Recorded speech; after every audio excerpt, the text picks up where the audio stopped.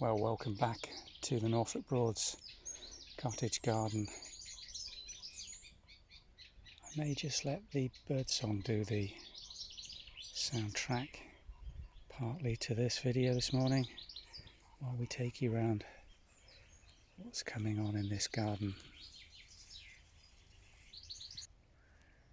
These spires from the foxgloves are just starting to open from the base. Looking beautiful. Fresh young flowers in this morning sunlight. Catmint starting in the background. Aquiledia's just about run to seed. Just the last bits of colour in this lovely crimson red flower. First of the roses on this spectacular large and mature rose bush at the back, just opening.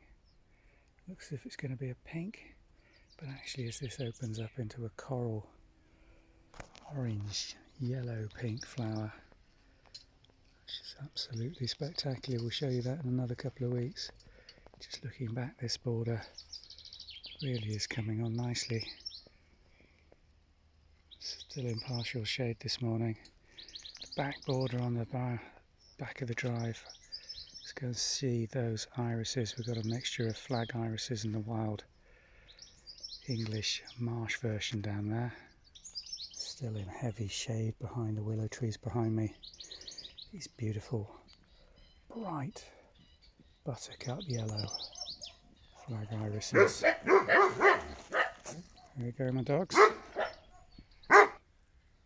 Let's look at this lovely combination, completely by chance, with a flag iris, but the geranium we're going to show you growing up to around 3 foot here, much lower and more dense where it's getting more sun.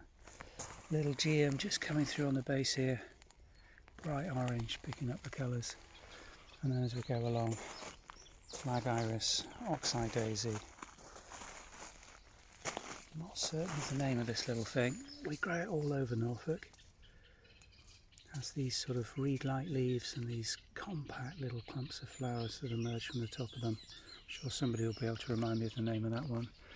And then the iris that we've got back at the Mid-Norfolk farm that's been transferred here. This beautiful old 19th century French variety, seeding out into the gravel, the Cicericium, which are going to be so spectacular.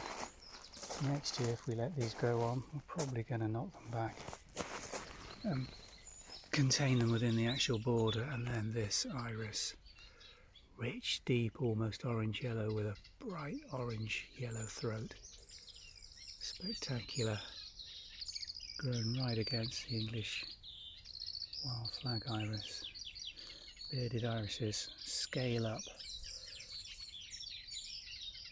Lovely plant. Cicericium, hollyhocks coming on. Egyptian iris. More of that French variety. And then these beautiful, thick, big clump of Egyptian iris coming up around on the ends, just picking up in front of the gate. More of that planting with Cicericium on the front, giving me that beautiful long planting. Absolutely spectacular this time of year. And the little bit of dike that comes into this garden, the reeds and iris are now filling in extensively. We've got the first of the dragonflies out. There's some giant hawkers around this weekend for the first time. Try and catch one of those for you, the size of your fist. They're absolutely spectacular as they come at you. And then flowering beautifully in the back of this ditch, just under the willow that we're going to have some attention to. This beautiful wild rose just meandering over the stream at the back between us and the river. Wisteria on the front, just the last of the flowers just peeping through that growth now that's starting to get quite tangly. But in the front of the cottage, the roses are starting to come out now. And just look at this one, Queen of Sweden, grown as a tall shrub rose in this position. And just look at that flower. Spectacular, massive flowers and blooms. grown with a supporting stake down the base because it's so top heavy, and quite a young plant this, only been in about 4 years. But just look at what you can achieve in that time. Absolutely spectacular plant.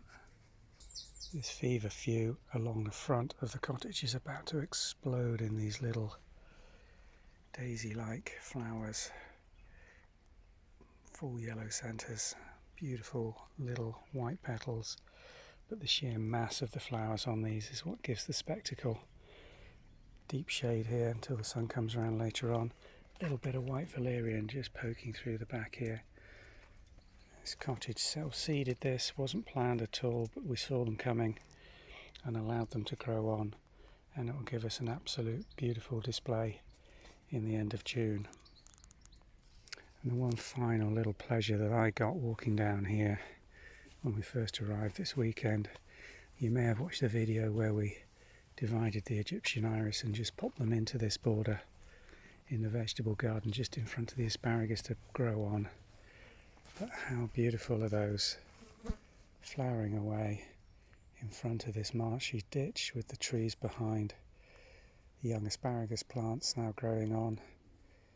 But absolutely spectacular little blue patch just picking up this shady glade in front of the River Thurn under the Braeburn tree, which has the first splash of rosebuds coming up from the climbing rose that absolutely coats the top of this tree on its southern aspect between now and the end of July. We'll show you that hopefully next week when it's in its full flowering stage.